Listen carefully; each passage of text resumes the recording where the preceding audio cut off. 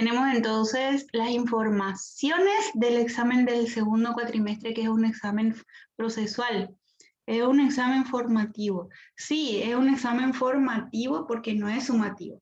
El examen final sí es sumativo porque ese sí promueve el curso y da ese va a salir en el certificado de estudios.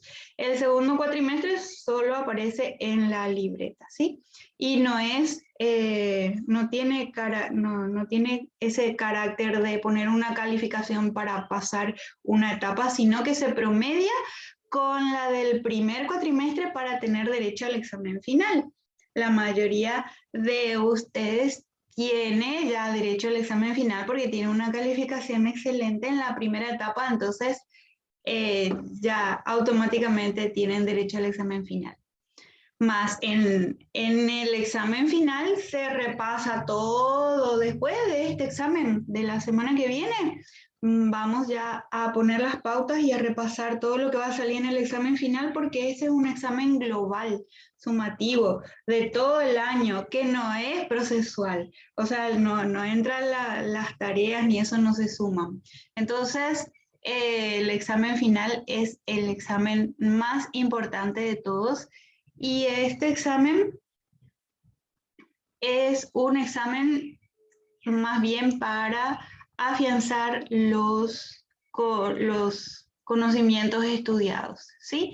Tenemos dos instrumentos de evaluación, uno que es un examen teórico de selección múltiple, que va a estar habilitado 2 días, 48 horas, entonces van a tener tiempo suficiente con el libro abierto, con el Classroom abierto, si quieren, pueden tener los apuntes, todo para completar eso de manera excelente, ¿sí? Enseguida vamos a repasar de qué se trata y la lista de cotejo, que es el control de tareas de proceso, que como les dije, es la mayor parte de la calificación.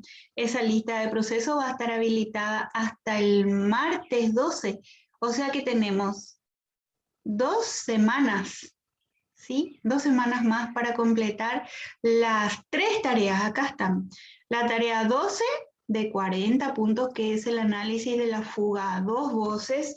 El análisis corresponde a marcar en la partitura, a hacer el comentario y el musicograma, ¿sí? Son 3 partes que tiene esa tarea.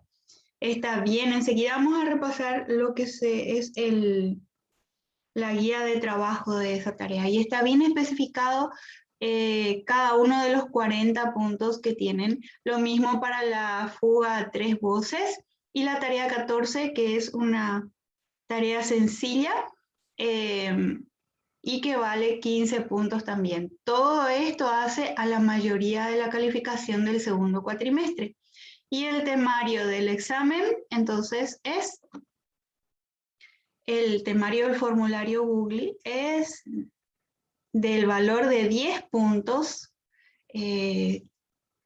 por la definición de los elementos de la fuga, ¿sí? Enseguida vamos a repasar cuáles son los elementos de la fuga y su definición. Y 5 puntos también por los principales tipos de obras con formas libres, que sería basado en la tarea 14.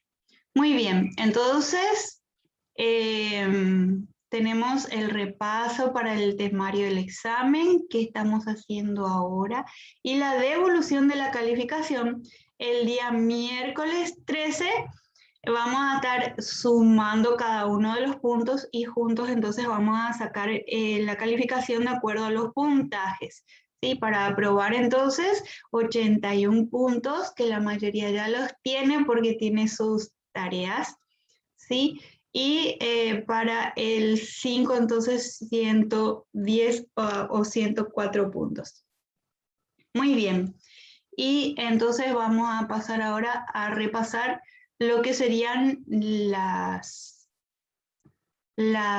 elementos de la fuga, ¿sí? Las definiciones de los elementos de la fuga, y entonces con eso hacemos un un repaso detallado de lo que va a salir en el examen. Es por selección múltiple, ¿sí? Va a aparecer la definición y la opción múltiple de el nombre del elemento. Entonces, tenemos que la fuga es una composición de un solo tiempo, escrita en estilo polifónico. ¿Por qué? Porque son varias voces y tiene un número de partes que serían las voces determinados, ¿sí? Puede ser a 2 voces, 3 voces, 4 voces, y esas voces son imitadas insistentemente.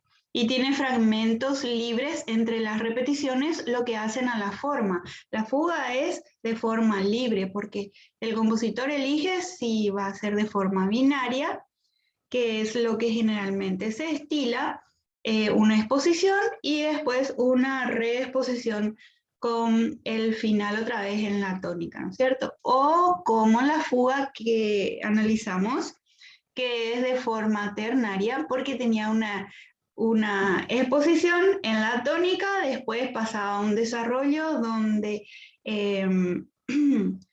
aparecía el estrecho, donde estaba ya en otra tonalidad, y luego una tercera exposición, donde ahí sí se caracteriza por volver a la tónica, por tener el pedal, que es lo que anuncia el final, y la coda también. Entonces la fuga es de forma libre. Y los elementos de la fuga son sujeto, respuesta, contrasujeto, episodio o divertimento, que son cosas diferentes, estrecho y pedal. El sujeto siempre aparece solo al principio y es el motivo principal, la idea principal en la que está basada la fuga. Y ese sujeto es el que hace las imitaciones contrapuntísticas de la fuga. Y luego tenemos la respuesta, que es lo que imita al sujeto, ¿sí? En contrapunto le llamamos consecuente y antecedente. La respuesta puede ser tonal cuando es a la cuarta, a la quinta o a la octava al unísono, porque es exacta, ¿sí? Real. Entonces, generalmente es así la respuesta, aunque también hay respuestas a la segunda, a la sexta, que no son imitaciones exactas intervalicamente hablando, pero sí son imitaciones y son respuestas también. Y puede comenzar antes que termine el sujeto, o primero suena el sujeto y después recién aparece la respuesta. El contrapuntux del arte de la fuga de Bach, vemos que aparece el sujeto y a veces hay una pausa de 2, 3 compases y después recién aparece la respuesta. Pero en la fuga generalmente están juntos, ¿sí? Sujeto, respuesta. A veces aparece el sujeto y un silencio de corcheado, de semicorchea, y enseguida ya aparece la respuesta. Suenan casi juntos. Sí, eso se da, por ejemplo, en la invención número 6, que es una pequeña fuga a 2 voces de Bach. Muy bien. Y el contrasujeto no es imitación. El contrasujeto es un elemento melódico contrapuntístico porque suena junto con el sujeto o con la respuesta. Y el contrasujeto generalmente es vamos a decir, está basado en alguno de los elementos del sujeto, ya que se le parece un poquitito. El sujeto suena por primera vez con la primera respuesta, claro, porque al inicio suena primero el sujeto solo. Y puede haber varios contrasujetos según la cantidad de voces que tenga una fuga. Si tiene 2 voces, hay un solo contrasujeto porque suena con el sujeto o con la respuesta. Pero si es una fuga a 3 voces, entonces puede haber 2 contrasujetos diferentes que van sonando con las apariciones de las respuestas o los sujetos, ¿sí? El contrasujeto entonces forma parte de la parte principal de la fuga, que sería sujeto, respuesta y contrasujeto. Esos tres elementos están en todas las fugas. Hay fugas que tienen solamente estos tres elementos y se considera fuga porque es imitación, es contrapuntístico y tiene varias voces. Entonces, estos tres elementos sí o sí tienen que estar para que sea una fuga. Luego viene lo que sería el episodio, el divertimento, que está como separando esas exposiciones donde aparece el sujeto, la respuesta y el contrasujeto. Entre esas apariciones del sujeto y sus respuestas aparece el episodio divertimento, que son fragmentos melódicos libres, no son imitativos, no tienen imitación, y el episodio es el que se le parece al sujeto. El divertimento no. El divertimento es una sección libre, pero que no tiene ninguna referencia con respecto al sujeto. Y el estrecho, que aparece generalmente en la segunda sección, cuando suenan juntos o casi juntos el sujeto y las respuestas, ¿sí? Y ahí habla de estrecho normal, invertido, libre. ¿Por qué? Porque las respuestas pueden ser también contrapuntísticamente hablando con esos tratamientos. Y el pedal también es uno de los elementos de la fuga que aparece ya anunciando la coda. Y de esa manera entonces repasamos todo lo que serían los elementos de la fuga. Y las formas libres, las formas libres son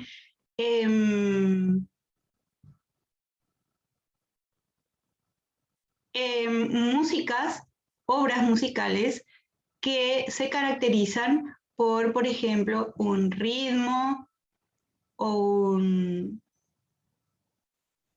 o una manera de componer, ¿no es cierto?, descriptiva, pero tienen formas libres. Por ejemplo, la marcha se caracteriza por el ritmo, pero puede tener forma binaria, ternaria, ¿sí? El vals también está entre las formas libres y eso es basado en la tarea 14 también. Y eso es todo lo que va a salir en el formulario Google.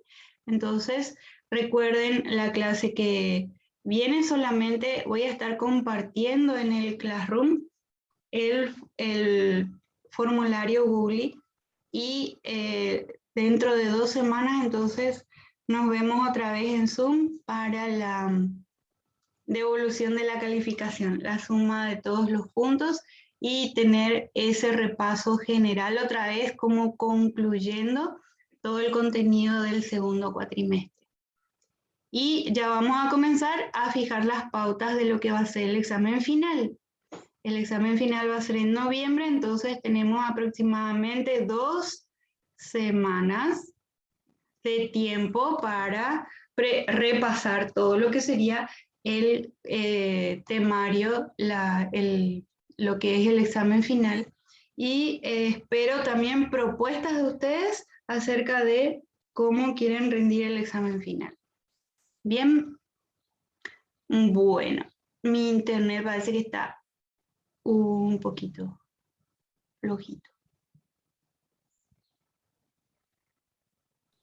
Profe, en el examen final entraría el análisis de alguna forma, una obra.